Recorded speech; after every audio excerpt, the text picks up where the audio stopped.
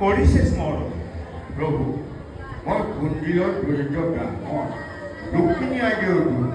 ৰুক্মিণী দূত আহোঁতে নিৰ্ভয়ে ভিতৰলৈ সোমাই আহোঁ। এই গোপাল গোবিন্দ যদু নন্দন কৃষ্ণৰ চৰণে লৈলো শৰণ। গোপাল গোবিন্দ যদু নন্দন কৃষ্ণৰ চৰণে লৈলো শৰণ। কৃষ্ণ গোপাল আহোঁতে প্ৰভু আহ্বানে পৰক্ষ হৈছে প্ৰভু আমি তোমাৰ স্বৰসিংহাসনৰ যোগ্য নহয় প্ৰভু। আমাৰ এনেকৈ হ'ব হ'ব প্ৰভু হ'ব। নগৰ উপস্থিত ব্ৰাহ্মণ পূজনীয় আহ্বানে মই নিজে তোমাক আপোনালৈ দিওঁ বহুৱাই।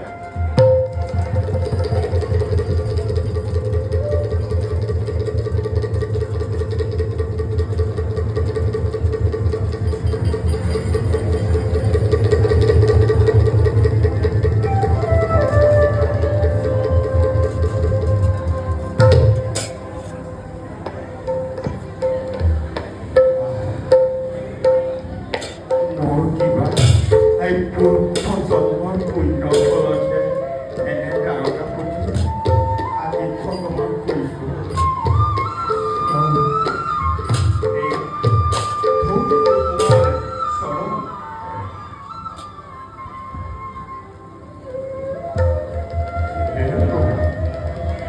কিয়কি নকৰিব সংকোচ।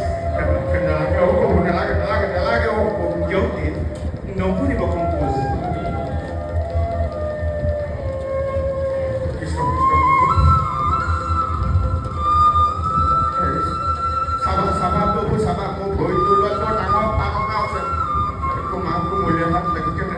পানী জ্বলা উঠিব নহয় প্ৰভু।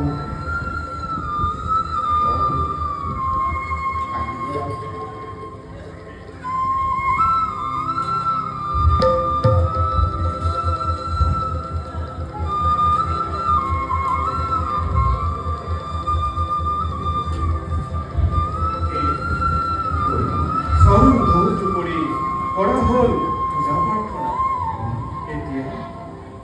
এতিয়া ক'ব লাগে মোক কি তোমাৰ নাম, কিয় হেতু আগমন তোমাৰ। হে প্ৰভু আগে কৈছোঁ মই কুঞ্জিলৰ ৰুক্মিণী আইদেউৰ পুত, নাম মোৰ বেদনী। প্ৰভু কুঞ্জিলৰ ৰাজকুমাৰী ৰুক্মিণী আইদেউৱে এই চকুৰ পানীৰে পত্ৰখনি লিখি পঠাইছে। এতিয়া তুমি পত্ৰখনি পঢ়ি চাই যথাবিহিত ব্যৱস্থা কৰা দেশ পত্ৰখিনি তুমি পঢ়ি কৃষ্ণ মই গোসাঁই শুনি যাম। জগতৰ ঈশ্বৰ নাৰায়ণৰ প্ৰেম পত্ৰ পঢ়ি মই ৰৌ নৰকত পঢ়ো। তপস্বী কৃষ্ণ গোসাঁই কৃষ্ণ কৃষ্ণ কৃষ্ণ তুমি নিজে পঢ়ি চাই যথাবিহিত ব্যৱস্থা কৰা। পঢ়া পঢ়া প্ৰভু পঢ়া। মন কৰিব পাৰোঁ এখন পত্ৰ। মই তোমাক দিছোঁ অৱদান তুমি পত্ৰখিনি পঢ়া মই শুনি যাম। প্ৰভু খাওঁতে চিন্তাটো নকৰিবা প্ৰভু। এই জগতৰ ঈশ্বৰ তুমি নাই। তোমাৰ আৰু ৰুক্মিণী আইদেউৰ মাজত প্ৰেম পত্ৰখন পঢ়িলে মোক আৰু প্ৰভু প্ৰভু মই ধৰি দিম তুমি পঢ়িবা। প্ৰভু মই ধৰিয়ে দিম তুমি পঢ়া তুমি পঢ়া তুমি পঢ়া। মই ৰৌ লগত পচি মৰিব নিবিচাৰোঁ প্ৰভু।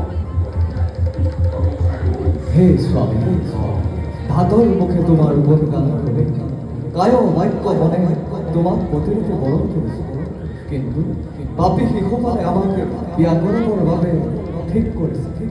সিংহর ভাইচাপ নিভর ভাবে শ্রীগান অহাত নিশ্চিত তাল দেখি ভয় লাগিছে প্রভু। হেন জানি নিজ দাহি সোনকালে নিভর ভাবে আহি তুমি আহি অন্তঃপুর কোন উপায়েৰে মোক লগ পাবা সেই উপায় কওঁ শুনা। বিবাহৰ আগদিনা ভৱানীৰ নদীৰত মন্দিৰলৈ যাম সেই সময়ত আমাক তুমি হৰণ কৰি লৈ যাবা যদি তুমি অৱহেলা কৰি আমাক এৰি তেতিয়া তেতিয়া নাৰী বধেৰ শুভ আমি প্ৰাণ দেৱী শক্তি পাপী শিশুপালৰ চাহটো আমি বধে বৰফ হে না হেন অজানি ডাকি কৰা উঠা হেন অজানি ডাকি কৰা উঠা হেন অজানি ডাকি কৰা উঠা তেন্তে উপায় বহু আমি নিৰুপায় আমিতো কি উপায় দিম বৰ্তমান পঢ়ি চালা যেতিয়া আৰু এতিয়া এই কুঞ্জিল কৰি ৰুক্মিণীক তুমি মাৰিলেও মাৰা তাৰিলেও তাৰ কেনেকৈ কৃষ্ণ গোসাঁই সেই প্ৰভু ভোক পেটটো খুৱাবলৈ আমাৰ আৰু কি সাধ্য আছে হয়নে আৰু জগতৰ নাৰায়ণ তুমি সকলো কথা জানাই আৰু প্ৰভু তোমাৰ আগতনো হয় গীতা পাপী শিশুপাৰ আৰু কবি কিমান পানীৰ মাছ পাৰ্থ তুমিও কিবা কোৱা রুক্মিণী দেবীয়ে কোন দিনত করে প্রভুর আশ্রয় প্রার্থনা হয় হয় নোয়ারে নীরব হয়ে রব তার দ্বারকা কৃষ্ণ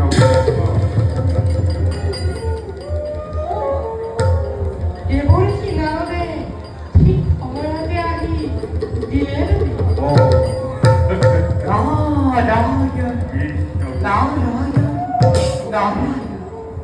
হে প্ৰভু দয়াময় এই নিশি নাৰদৰ শত সহস্ৰ কৌটি প্ৰণিপাতে কৰিব গ্ৰহণ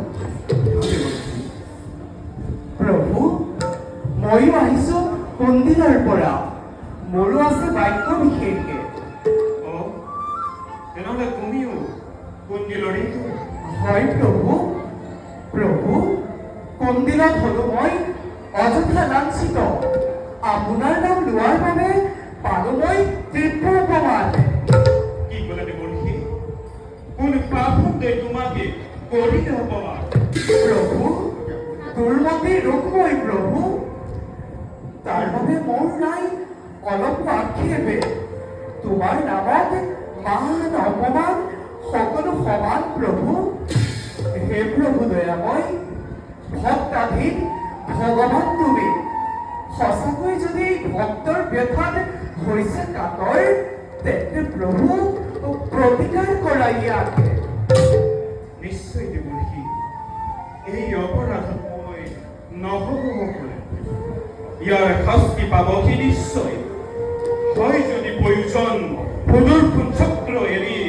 ধ্বংস কৰি দিম সকলোকে কৃষ্ণ গোসাঁই প্ৰভু সেই যথাৰ্থতে তুমি আকৌ ভগত ভগৱান এই ভগত ভগৱান প্ৰভু ৰুক্মবীৰে অহংকাৰ কৰি অংগীকাৰ কৰিছে ভীষণ নিদিয়ে ৰুক্মিণী দেৱীক তোমালৈ কিন্তু প্ৰভু মহাভক্ত ভীষ্ম তিব্বতী একান্তই আপোনাৰ অনুগত যদিও নিৰ্জীৱ পুতলাতেও উত্তৰ হাততে আচৰিত